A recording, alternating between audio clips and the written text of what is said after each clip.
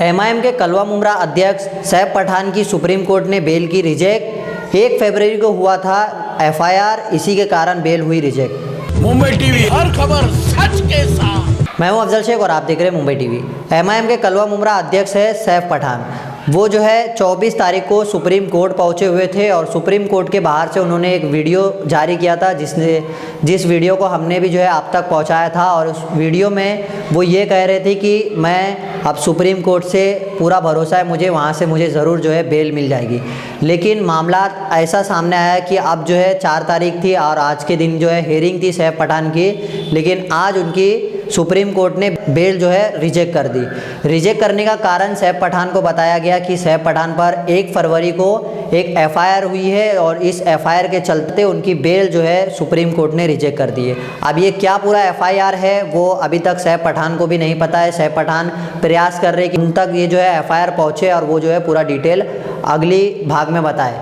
लेकिन वहीं हम तमाम सोर्सेज से जो हमारे तक जानकारी पहुंची इस पूरे मामले को लेकर के, हमें जो है वो एफआईआर कॉपी मिली। और इस एफआईआर कॉपी को आप देखिए कि कैसे जो एडवोकेट रहे हैं, 4 महीने पहले हमने एक खबर में आपको बताया कि सैफ पठान के एडवोकेट थे जिन्होंने तड़ी पारी कैंसिल करने में सैफ पठान की मदद भी करी थी। और सैफ पठान की तड़ी पारी भी कैंसिल हुई थी एडवोकेट जजील नौरंग के कारण। और सैफ पठान ने जजील नौरंग को अपने भाई जैसा भी कहा था, भाई जैसा दोस्त है। और इसी मामले के बाद जो एडवोकेट जजील नौरंगी है उन्होंने कहा कि फेसबुक पर लाइव आने के बाद सैफ पठान ने कहा था मेरे एडवोकेट भाई जैसे थे, उन्होंने सामने से पैसे लेके सेटलमेंट कर दिया, मैं वापस आके उनका नाम का खुलासा कर दूंगा। ऐसा जो है सैफ पठान ने वीडियो के ज़रिए कहा था 24 तारीख को। जो खबर हमने 25 तारीख तक आप तक पहुंचाई थी और 24 को खबर चलने के बाद, ये सब मामला आने के बाद 28 तारीख को जजील नौरंगी ने जो है मुमरा पुलिस स्टेशन में एक शिकायत दर्ज कराई थी कि मेरे नाम की बदनामी हो रही है। जिसके बाद एडवोकेट जजील नौरंगी जो है 1 तारीख को एमएम वैली कब्रिस्तान गए हुए थे उनके मित्र साजिद के साथ में। और जब वो एमएम वैली कब्रिस्तान से लौट रहे थे, करीब 1 बजे का समय था और इसी समय पर 2 बाइक सवार आते हैं, मास्क पहने हुए थे। पहला जो है सफ़ेद रंग का कुर्ता पहना हुआ था और दूसरा जो था वो नीले रंग की जीन्स और काली कलर की टी शर्ट पहना हुआ 2 जो है व्यक्ति आए। दोनों में से एक ने पहले चाकू निकाला और जजील के पेट पर रखा और कहा कि नीचे से डालूंगा ना तो ऊपर से निकलेगा, तुम्हारी वजह से भाई को सुप्रीम कोर्ट जाना पड़ा, एक हिंदू के साथ मिलकर मुसलमान से गद्दारी करता है, अब देख भाई आएंगे तो तुम्हारी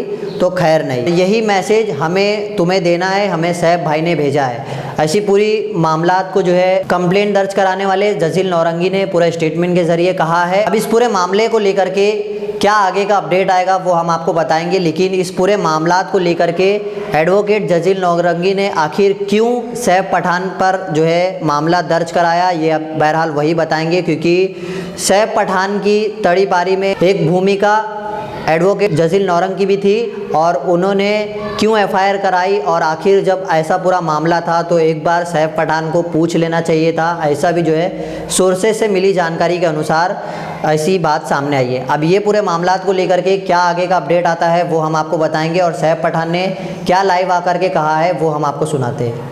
अस्सलाम वालेकुम रहमतुल्लाह बरकातुहू। दोस्तों अभी फेसबुक लाइव आया हूँ। आपको पता है कि सोशल मीडिया ही है मेरे पास अभी फिलहाल, जहाँ से मैं आपसे बातें करता हूँ, अपनी बातें बताता हूँ, बातें रखता हूँ। 2 चीज़ों के लिए अभी लाइव आया हूँ। थोड़ा शायद लाइव लंबा होगा तो थोड़ा देखिएगा।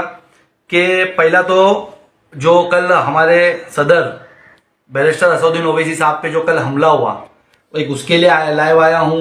सेकंड मैं जैसा आपको बताया था कि सुप्रीम कोर्ट में था, सुप्रीम कोर्ट आया हूँ, वहाँ पर आज मेरी डेट थी तो उसके ताल्लुक से भी लाइव आया हूँ।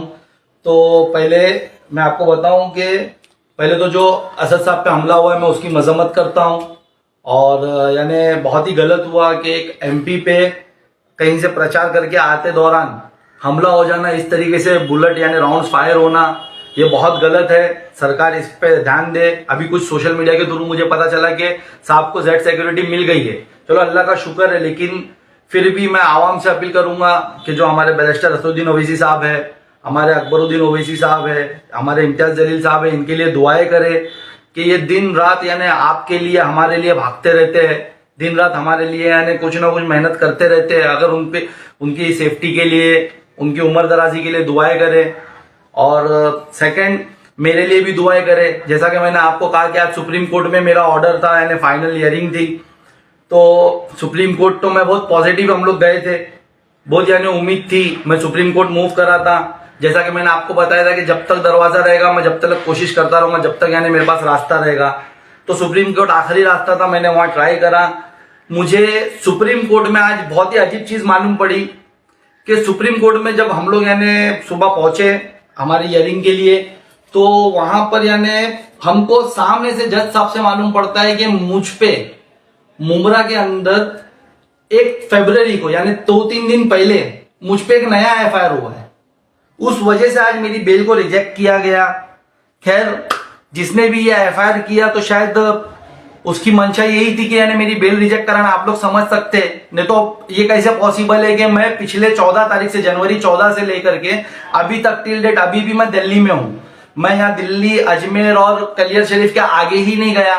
तो मुंबई के अंदर, महाराष्ट्र के अंदर, मुंबई के अंदर, मुमरा के अंदर मेरे पे एक एफआईआर हो जाती है और उसमें बताया गया कि कुछ संगीन मामलात है, कुछ क्रिमिनल मामलात है, यानी कुछ हो सकता है मारा पीटी का मामला हो, कुछ यानी धमकी का मामला हो, या कुछ यानी जैसा पिछली बार मुझ पे झूठे एफआईआर कर दिए गए जब मैं तड़ीपार हुआ, उसके बाद बढ़ा दिया गया कि कोई औरत की अजमत के साथ छेड़छाड़ का मामला, वैसा कोई मामला हो।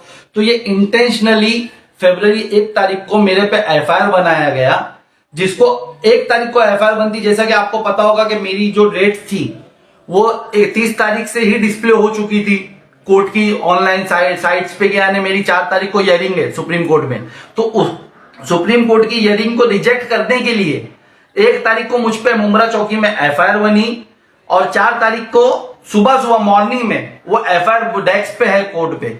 तो समझ सकते हो आप लोग कि एफआईआर क्यों बनाई गई, किसके बोलने पे बनाई गई होगी, किसके पावर्स पे बनाई गई होगी, कौन किसके आदमी ने बनाई होगी। इंशाल्लाह ताला मैंने अभी मेरे लोगों को लगाया है वहां पर अपना थाने कोर्ट में। इंशाल्लाह ताला वो एफआईआर मेरे सामने आ जाएगी तो पूरी तफसील के साथ कि किसका आदमी है और इसकी मंशा यही थी रिजेक्ट कराने की, तो क्यों इसने रिजेक्ट कराने के लिए किया है और वो कौन शख्स है जिसको यानी सब नॉलेज हो सकता है कि हो के यानी मेरे को बेल है तो क्यों करवा रहा है। मैं सब आपके सामने डिटेल्स रख दूंगा इंशाल्लाह ताला, जल्दी मेरे पास एफआईआर आ जाएगी। तो बस आप लोग को बताना था कि देखिए किस तरीके से मैं आज 13 महीने से शहर से बाहर हूं। इस दौरान मेरे पे 3 संगीन इल्जाम लग चुके शहर के बाहर रहते हुए। पहले तो आपको पता है कि 2 झूठे केसेस पे मुझे तड़ीपार कर दिया गया।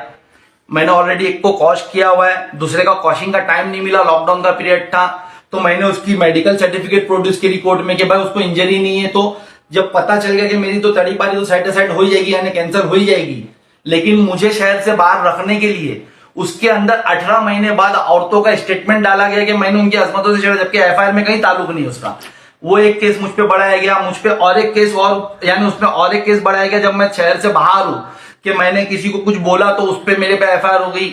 आज एक नई एफआईआर सामने आ गई अचानक में, तीसरी एफआईआर की मैं यानी शहर में ही नहीं हूं और पता चल रहा है कि शहर में यानी मैंने क्या ऐसा बड़ा कुछ मेरे से हो गया है कि शहर में मेरे पे एफआईआर हो जा रही है।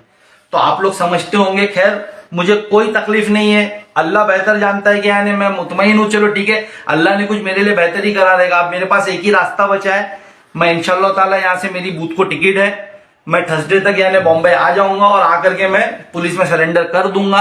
अब वो मुझे 2-4 दिन लगे, 8 दिन लगे, 10 दिन लगेगी, देखिए जब तक मेरे पास रास्ता था मैंने कोशिश किया, मैं बेगुनाह हूं, मैं उसको साबित करने की कोशिश किया और मैं कोशिश करता रहूंगा।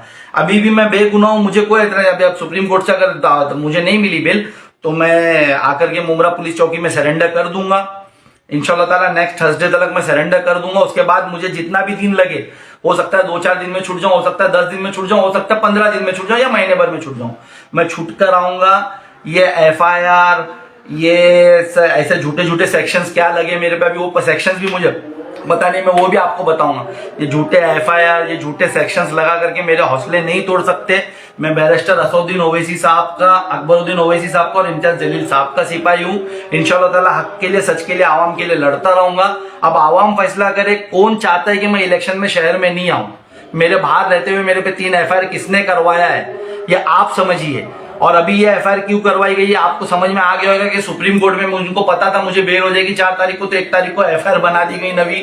पता ही नहीं क्या एफआईआर है, मेरे को तो हंसी वो सोच सोच के आ रही है कि कौन ऐसा शख्स है जिसने यानी 1 तारीख को जाकर मुझ पे क्या एफआईआर डाला। इंशाल्लाह तो सामने लाऊंगा और मैं खुद वो एफआईआर के खिलाफ मैं सीबीआई की जांच मांगूंगा, डीआईजी साहब से जांच मांगूंगा, थाने कमिश्नर साहब से जांच मांगूंगा कि क्या ऐसा एफआईआर है, उस पर जांच होना चाहिए। मेरे बाहर रहते हुए मेरे पे कैसे एफआईआर हो सकती है, वो मांगूंगा मैं। जो भी पॉसिबिलिटीज है, मैं हो सकता है जुमेरात को सरेंडर करूं। मेरे लिए दुआ करिए और देखिए कि इलेक्शन सर पर है। मैं वापस से हमेशा आप लोगों को यही जगाने की और यही बोलने की कोशिश करता हूं कि ध्यान रखिए कि आप लोगों से क्या छीना जा रहा है, वो सोचकर वोट करिए। आप लोगों ने किन लोगों को पहले वोट किया, वो क्या आप लोगों ने, मेरी कोई गलती नहीं है, मैं बस आप लोगों के लिए लड़ रहा हूं कि मैं कब्रिस्तान के लिए बोलता हूं कि दलदल में हमारे लोग को मत दफनाओ, वो बोलता हूं, मैं बोलता हूं हॉस्पिटल जल्दी दे दो, मैं बोलता हूं स्लाटर हाउस हमारे शहर से क्यों छीन लिया गया।